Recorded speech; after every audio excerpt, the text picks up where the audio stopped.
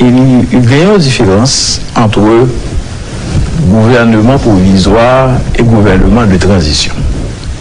Et nous allons faire différence ça.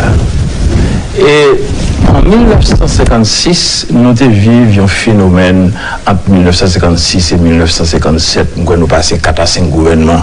Et après le départ du président Magloire, c'était des gouvernements provisoires qui avaient une seule mission, créer ambiance pour l'élection des fêtes. Et récemment, nous avons gagné un gouvernement provisoire qui était dirigé par l'ancien sénateur Jocelyn Briver. Mais transition, en termes de notre bagaille. Et transition, nous ratons depuis 1986. Transition, c'est les mêmes qui vont adresser problème système. Alors, nous avons un amalgame entre système, régime ou pratique. Et tout le monde a prévu le mot système, et chaque monde mettait dans le contexte si vous voulez, son mot à la mode. Mais il faut faire très attention pour l'un du système. Ce n'est pas de pratique que parlé, ou bien ce n'est pas de régime politique que parlé. Alors, transition, c'est qui ça? Nous sommes dans un régime dictatorial, il faut faire une transition vers la démocratie. Et c'est transition ça qui va jamais faire. Premier pas transition, c'est la Constitution à nous fait. Bientôt plus de 2 mois, je dirais que nous pataugeons dans une crise politique. On ne peut pas encore même voir le bout du tunnel, encore moins de tenter de parler de résolution immédiate ou à brève échéance de cette crise. Professeur Jadot, bonjour, merci d'accepter d'être avec nous à Métropole ce matin, c'est un plaisir de vous accueillir. C'est moi qui vous remercie, cher Wanda. Monsieur Paul, merci d'être avec nous encore une fois ce matin. C'est un plaisir de vous accueillir. Bonjour, monsieur Théodore. C'est toujours un plaisir de répondre à l'invitation. Je vais profiter de saluer les téléspectateurs. Permettez-moi de gagner un regard spécial pour le professeur Jadot, pour ça le représenter dans la société, pour apport l'hypothèse comme professeur, comme intellectuel. Et en plus, une fois, nous disons, nous pas de monde parce que nous décidons d'ignorer les valeurs.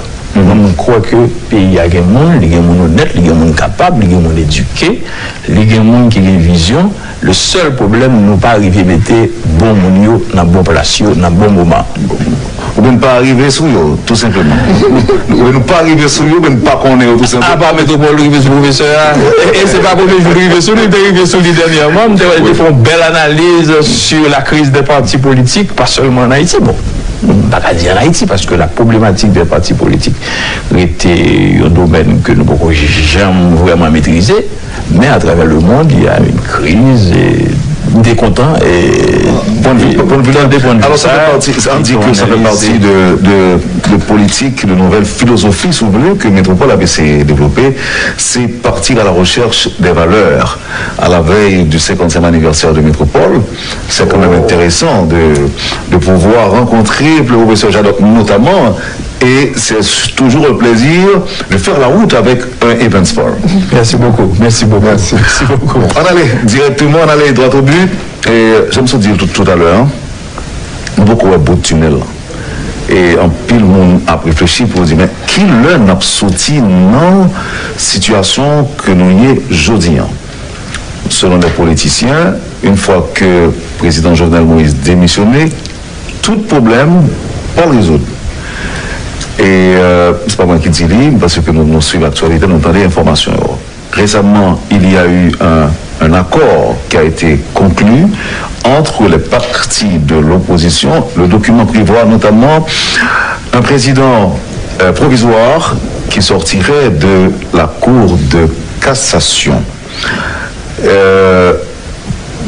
Avant de parler avec M. Paul, qui lui-même très politique et même plus politique. Monsieur Jadot,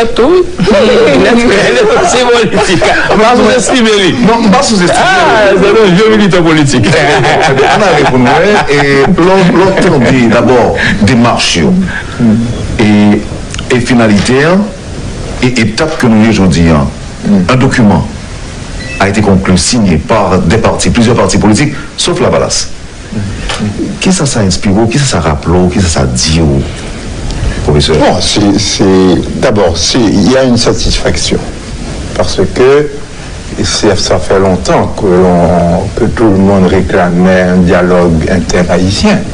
Donc que ce dialogue ait pu se faire même avec des gens qui ont pris le chemin des écoliers, c'est une bonne chose. Donc ça c'est la première chose. Mais je crois que ça devrait aussi interpeller tous les hommes politiques. Et pour qu'ils fassent preuve de plus d'humilité, je dirais. Vous voyez? Parce que finalement, écoutez, de 86 à nos jours, ce que l'on appelle la transition, le passage donc d'un gouvernement autoritaire à un régime démocratique, on a perdu énormément de temps, on a gaspillé énormément de temps pour un résultat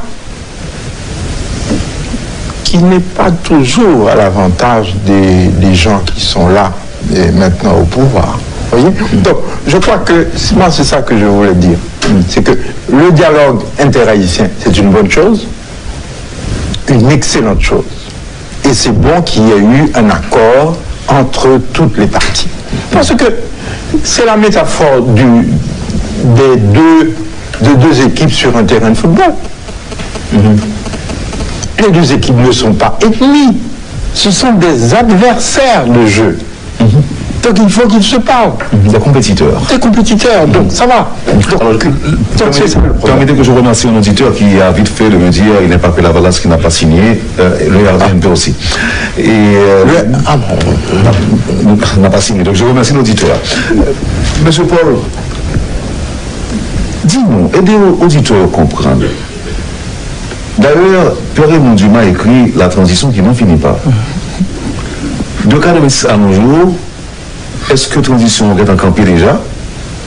Ou bien est-ce qu'il y a plusieurs transitions dans la grande transition de la période des Duvalier jusqu'à je ne sais quoi? Aidez-nous comprendre. Parce que là encore, on parle de dernière transition. Eh bien, ces questions en transition. Il y a une différence entre gouvernement provisoire et gouvernement de transition. Et nous allons faire différence ça. Et en 1956, nous vivions un phénomène entre 1956 et 1957, où nous passons 4 à 5 gouvernements. Et après le départ du président Magloire, c'était des gouvernements provisoires qui avaient une seule mission, créer ambiance pour l'élection des fêtes. Et récemment, nous avons gagné un gouvernement provisoire qui était dirigé par l'ancien sénateur Jocelyn Brivert. Mais transition en termes de bagaille. Et transition nous raté depuis 1986. Transition, c'est les mêmes qui peuvent adresser problème système. Alors, nous avons un amalgame entre système, régime ou pratique. Et tout le monde a répété le mot système, et chaque monde mettait dans le contexte si vous voulez, son mot à la mode. Mais il faut faire très attention pour l'un du système. Ce n'est pas de pratique que parlé, ou bien ce n'est pas de régime politique que parlé. Alors, transition, c'est qui ça? Nous sommes dans un régime dictatorial, il faut faire une transition vers la démocratie. Et cette transition, ça, qui va jamais faire. Premier pas de transition, c'est la Constitution nous fait. Mais nous ne va jamais arriver à appliquer lui et nous chambarder jusqu'à ce que nous abandonnions. Et jusqu'à présent, nous continuons à chambarder. Nous prenons exemple en tant qui joignent entre des entités de l'opposition. Moi, saluer effort. Moi, l'effort. Mais c'est pour quoi solution? Nous ne pouvons pas tromper nous. Son effort. Jean-Professeur Jabet dit son bon bagaille, les dirigeants politiques réunis, ils mettent d'accord sur un bagaille, mais on pose tête nos questions.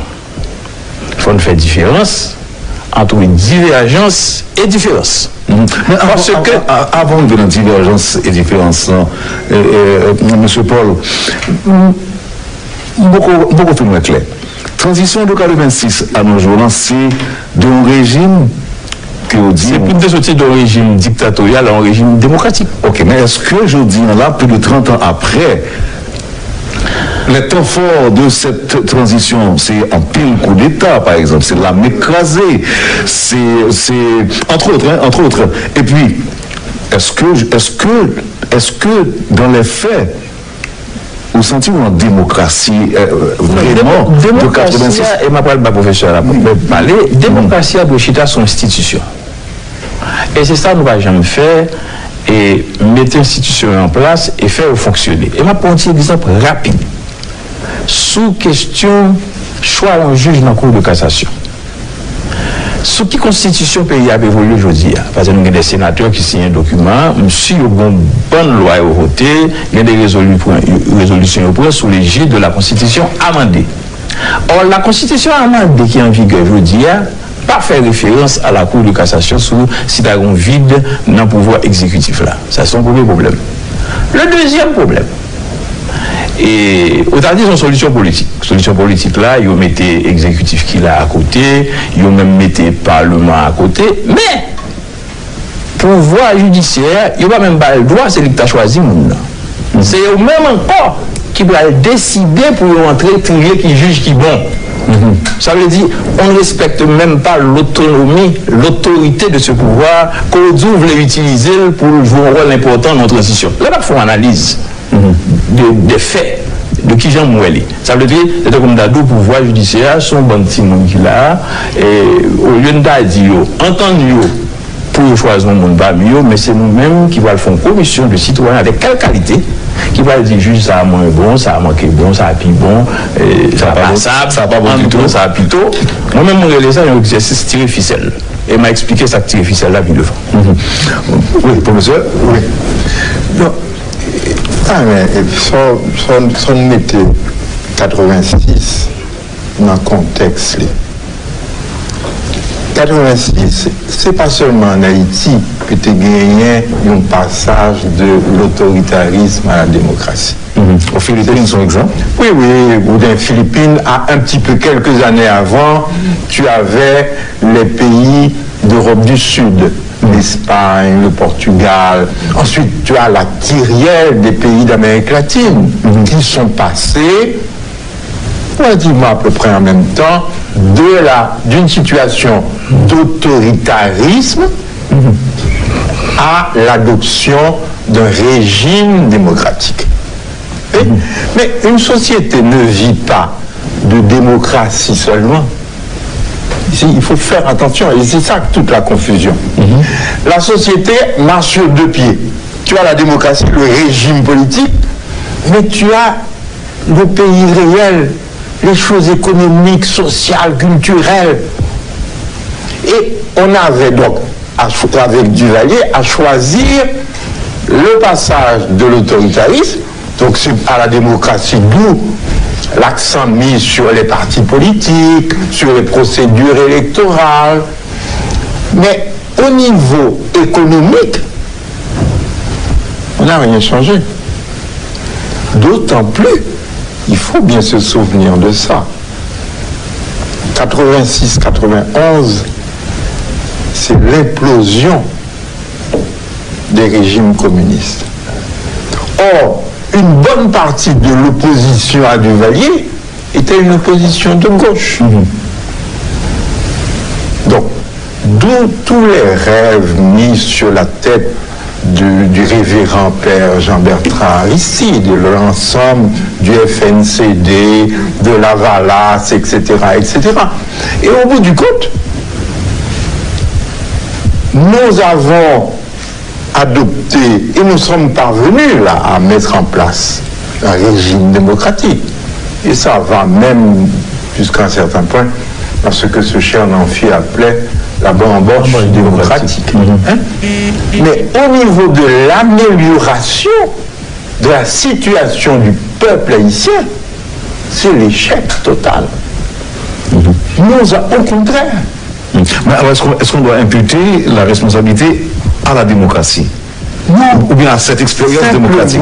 Il faut que... C'est pour ça que j'ai commencé mon intervention en disant que les hommes politiques, les acteurs politiques doivent être plus humbles. Parce que c'est pas eux. Eux, ils font office il faut office un petit peu de gérant, d'animateur. Mais le pays réel, c'est le pays économique, c'est les producteurs, c'est le simple paysan, c'est le commerçant, c'est celui qui, le bourgeois qui a une usine, etc. C'est ça les gens. Et aujourd'hui, lorsque vous regardez l'accord politique, moi je trouve que les acteurs politiques se donnent le beau rôle. Ils ne le méritent pas toujours. Merci. Alors, M. Paul, j'ai interrompu tout à l'heure, on a fait différence pour nous entre différence et divergence. Différence et divergence. Oui. Et divergence. Alors, le conflit qui vient aujourd'hui, c'est entre le pouvoir établi et l'opposition.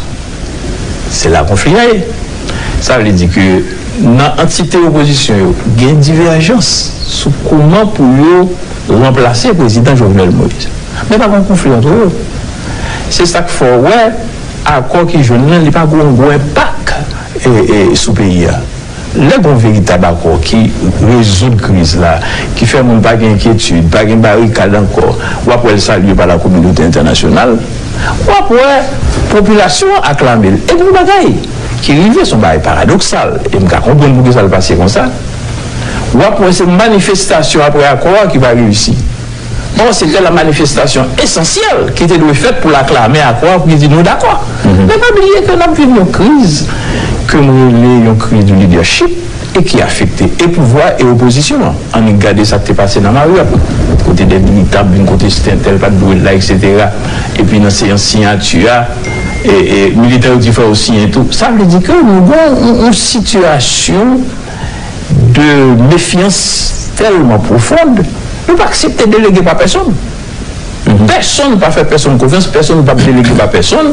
Et on regarde l'image même de la réunion, où il y a absence de protocole, où après tout pour n'importe qui bousculer pour dire un mot devant la télévision, puis on est là tout, ou bien citer le discours à la mode, système, aller, etc.